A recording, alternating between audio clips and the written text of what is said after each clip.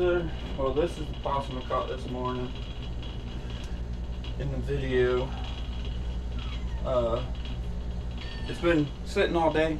I probably should have cleaned them first thing this morning, but I had just gotten off of work, so I needed to get a little bit of sleep before I started messing with sharp knives.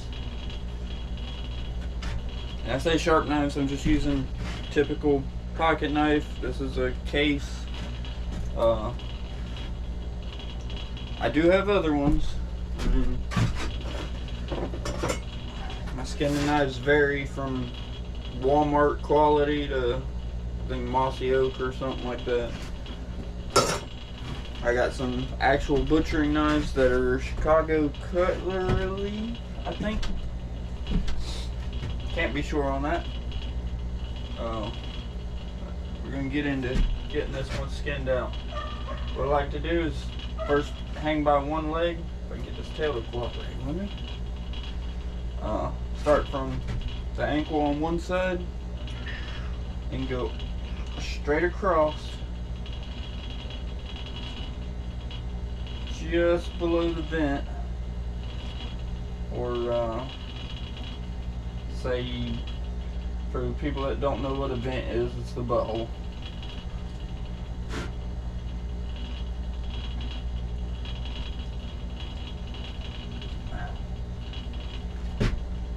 Now, a lot of people that catch possums will either cut them loose or will dispatch them and just get rid of them, because the fur market value for a possum is almost nothing. So you have to find what you want. And anybody that looks into the fur market will tell you, or can see, that there's not much going on fur market wise to even be into raccoons and possums. I mean, so many people have given up on it. That's why there's so much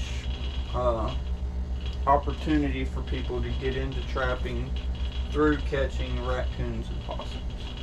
And there's a little value in raccoons, not so much possums. But I skin down the one leg just around it to where I can get a finger or knuckle in there, and I pull down on it to the foot, snip that off. Now I'm going to be using this one as a wall hanger for my cabin. So to me, it's not something that's really, I'm not going to keep the feet on him. If you're going to use him for taxidermy, your cut's going to be different, and your method of skinning is going to be different. But this is the method that I use for wall hangers, and that's just where I tan it, hang it on the wall. It looks kind of rustic. Goes from there.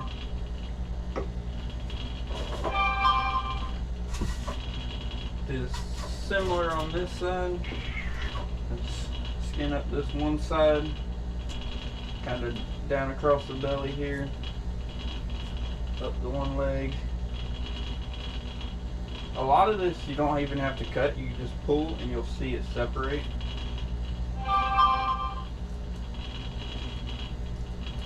Until you can get a finger in there.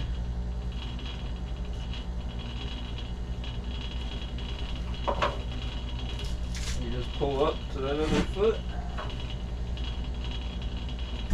snip it off, pull down. Now on the tail, what I like to do is just go pull down this other side. Once I get it pulled that far, I just go on either side. Okay.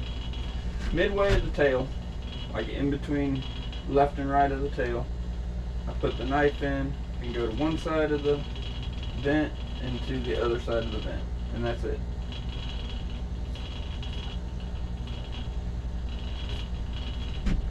Now, pull on it again, it'll strip the tail out a little bit.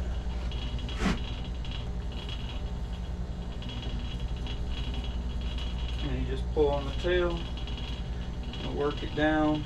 You'll see where it'll start to separate.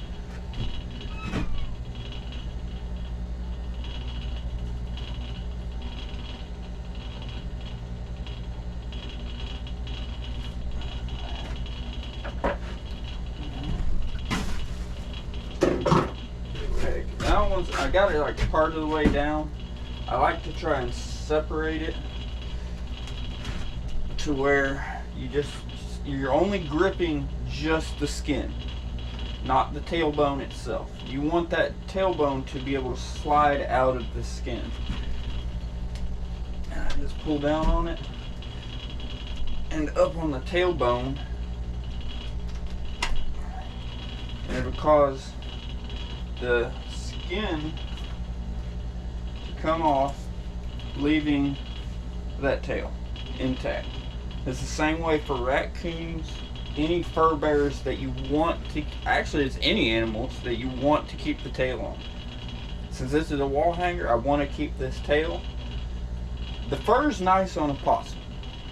Don't let anybody ever tell you the fur's not nice.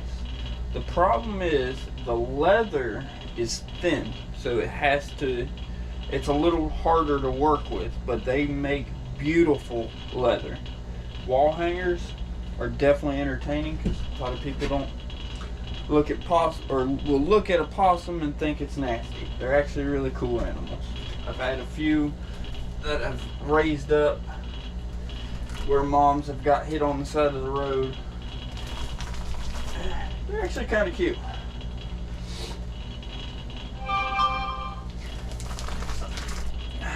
But you just pull it down. Skin's out super easy. Piece of cake. If you see me flick stuff past the camera, I'm flipping it out of the workshop. This is a very small workshop. Still trying to figure out how I'm getting everything situated in it. You just work your way around this leg to where you can get a finger in there. Like you can see the leg here and the skin hanging down. I like to work my thumb in and just push it. That way I don't take the chance of pushing any holes in it. Pull it down to the wrist. And quick once around with a pocket knife. Pop it right off. Do the same exact thing on the other side.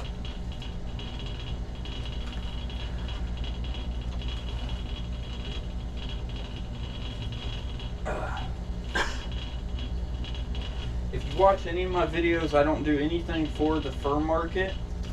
I do it all for personal consumption. If you want to learn how to do it for the fur market itself, I suggest Coon Creek Outdoors. He's actually the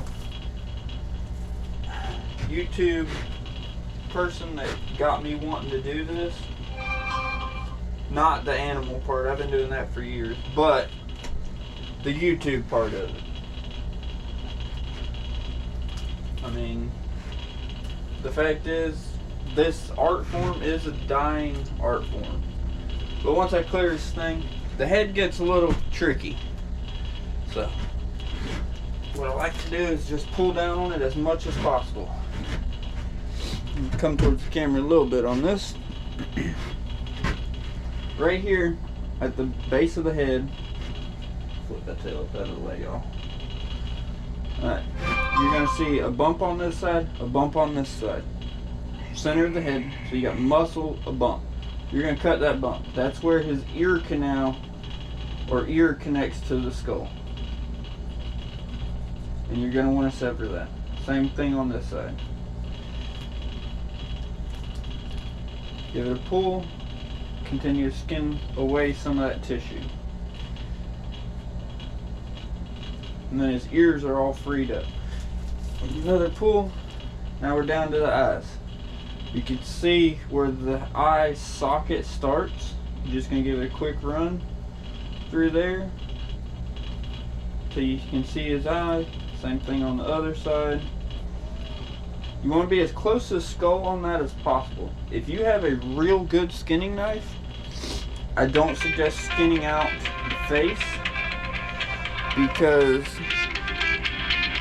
it's gonna get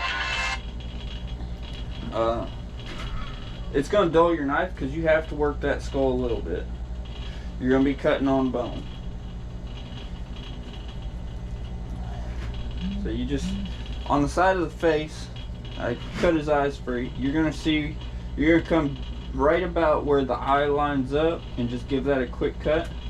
That's gonna be where his mouth is, and that'll free that up. Then you can get a finger in there, skin straight down along the side of his mouth, the top and bottom. Just skin it down. Putting pressure, your finger in there and putting pressure on it will free up a lot of this, so you ain't gotta worry. When you get to the tip of the nose, you're just gonna cut through the cartilage and pop it free. Now from there, you're just gonna have the bottom lip.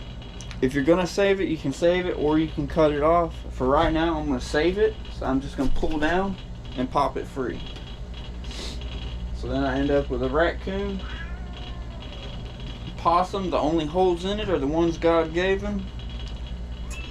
And his feet, and along the bottom where I cut, that one vent, or one cut from ankle to ankle. That is what they call case skinning. And that's how he's going to be hanging on the wall, just like that. Because that is a pretty fur. You got the white under fur, the dark and white highlighted guard fur. That is going to be pretty. I am going to save his body. I'm going to debone all this and use it for coyote bait. So everything on the possums and raccoons goes to use for the ones I catch. So now that he's done, I'll move on to a raccoon. Since I ate the raccoon meat, I went ahead and tossed them in the refrigerator behind y'all.